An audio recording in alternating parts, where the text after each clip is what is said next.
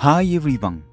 Like I said, I decided to try the Small Space Big Impact Challenge from Rockler and Foureyes Furniture, and this is my entry. This is a whiskey cabinet inspired by a Japanese chadougu bako, a portable tea toolbox. Anyways, let's see how I made it. So, yeah, as far as I understood, this challenge was to make something that takes up a small space but has a big impact. Well, I do woodworking in a small space and it has a big impact on my life now. So, I was like, maybe I'm the finished product. But no, since this project can hopefully reach people outside of my regular audience, I wanted to make something cool to show a variation of woodworking that I enjoy. So, yeah, as usual, I didn't have much time, but I made it all the way with hand tools.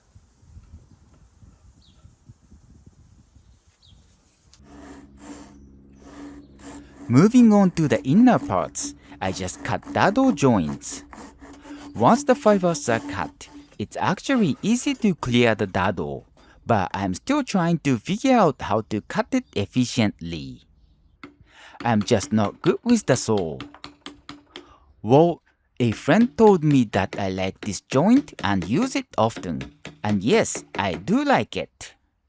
Fortunately, walnut is soft, so it was easy, but the red oak I'm using was super hard. Anyways, the other side is much easier. You just use a saw and chisels to clear the most of the waste pieces roughly, and a router plane to define it. I like this process so much.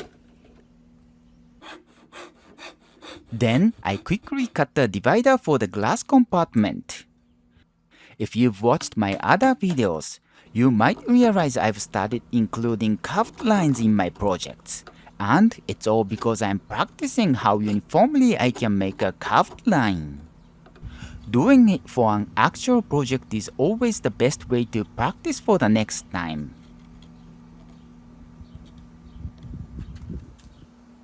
Now, the outer case. I just need to cut miter dovetails. To begin with, I made the edge square. I tell you, I kind of messed up this joint, so let me refocus on the subject of the challenge, the concept. First of all, when it comes to packing things in a small space, it's always nice to pre-decide what will be needed for the occasion when you use it and put everything there. Or you will need another space to store something that can't fit in the box. Then, to maximize the storage capacity in a small box, it's ideal to make everything custom fit by measuring them accurately. However, it's not as easy as it sounds.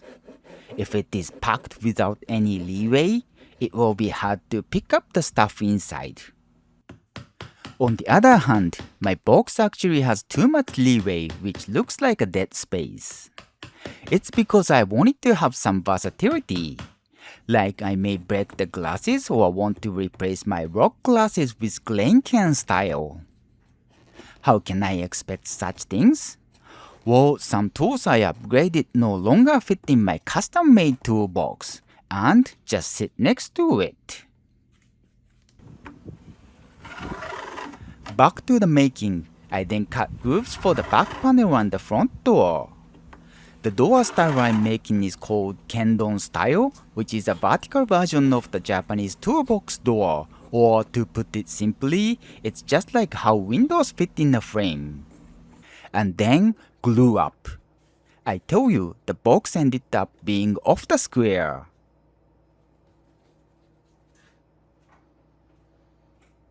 Now, the base.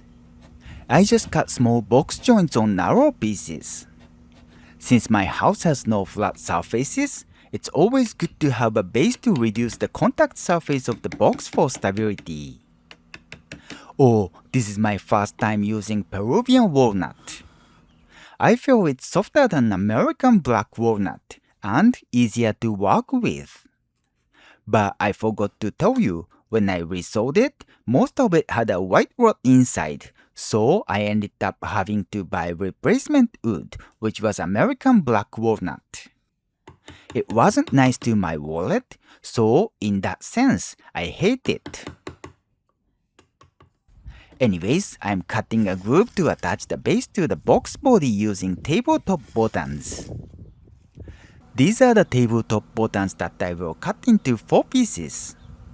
I've mentioned this in the past, but when you make tabletop buttons, please cut the slope on one side like this. This will create the force needed to tighten up the joint. I basically sliced off about 1/32 of an inch, and it's more than good enough. Then I made a drawer. This will fit some snacks to go with whiskey. As I knew my main box wasn't square, I made it a little bigger than the drawer opening so I can shave it down to find the best fit later. I still have to make more stuff for this project, so at this moment, I started to worry about whether I could finish it. However, this is for my favorite snack, chocolate, so I just can't BS it, right? Oh, and another tip for this style of drawer when you don't use hardware. You can focus on the face size to exact fit the drawer opening, but for the top side of the drawer, you can make it slant down towards the rear. Just like that, the drawer width at the back end can also be a little bit narrower than the opening. That way, it goes in smoothly, yet you will get the satisfying fit. Here, this is the final product, and you see how smooth it goes. I then cleared the drawer handle mortise. I used the hand drill to make the hole, and the middle part accidentally went all the way through. It will be behind the handle, but I will fill it with the dowel.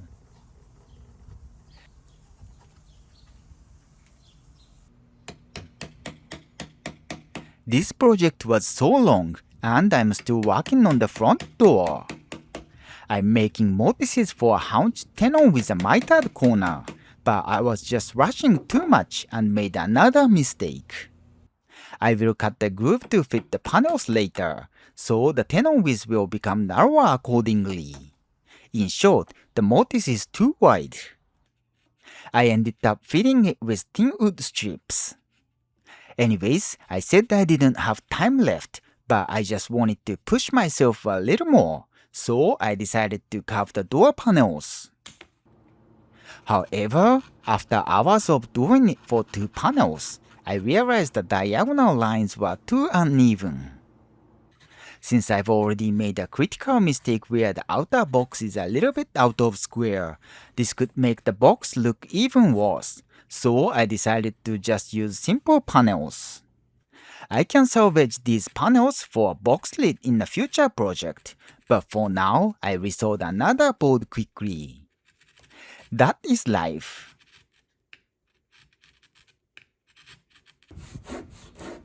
Finally, I can work on the last set of pieces, which are the coasters and snack tray. For the coasters, I just cut them into an octagonal shape.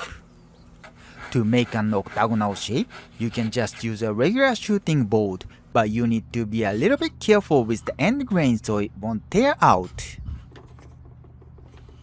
Then, for the tray, I just chopped it out with a chisel. Since I don't usually swing my hammer this hard for the size of joints I normally cut, I actually found it fun. After cleaning the bottom with a router plane, I pared the side walls carefully. I will sand it to make it straight anyway, but the chisel work reduces sanding time, so I did it carefully. And then I used my 45-degree jig to make a uniform large chamfer. From my short experience, a uniform chamfer improves the visual appeal of the final product and can even distract from some minor mistakes.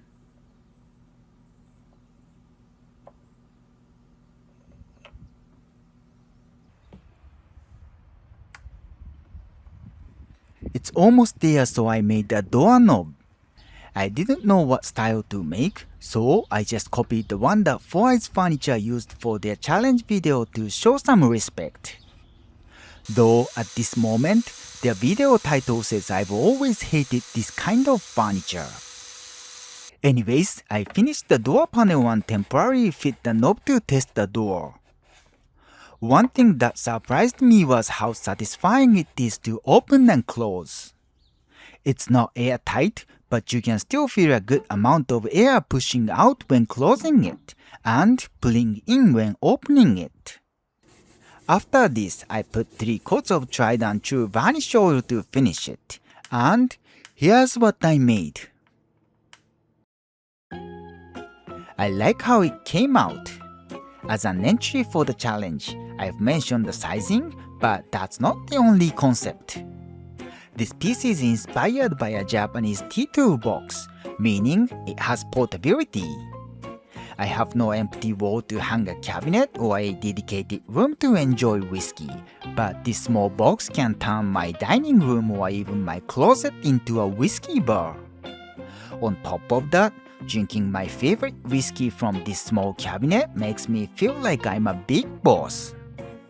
Well, the truth is, I can't drink alcohol, and that's it for today. Thank you so much for watching, and of course, big thanks to Rockler and Foureyes Furniture for giving me this opportunity to enjoy woodworking. Thank you so much. See you!